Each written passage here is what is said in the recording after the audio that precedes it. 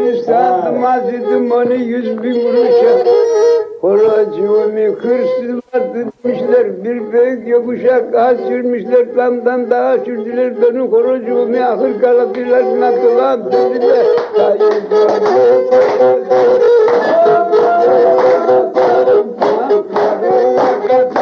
Ahırların başını çekip yanı.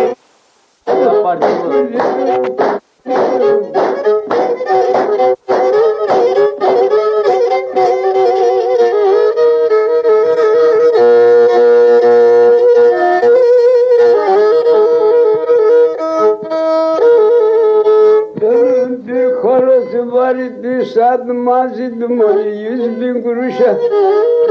Horocuğumu hırsızlar tutmuşlar, kaçırmışlar, damdan dağa horocuğumu ahır kabilelerine götürdüler. Horocuğumdan bir temiz bilir düşündüler.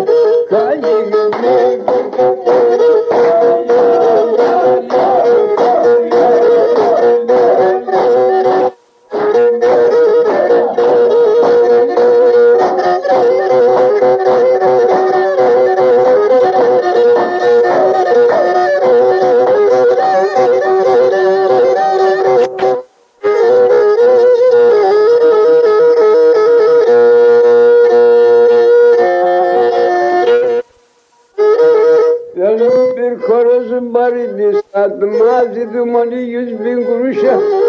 Horocuğumu hırsızlar tutmuşlar, bir büyük yokuşa kaçırmışlar, damdan dağa sürdüler, benim horocuğumu ahır kapılarına dolandırdılar.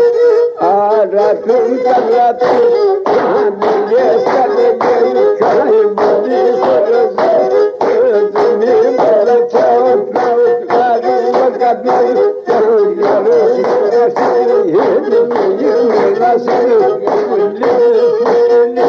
çocuklarımın başını yedim, milletine ya.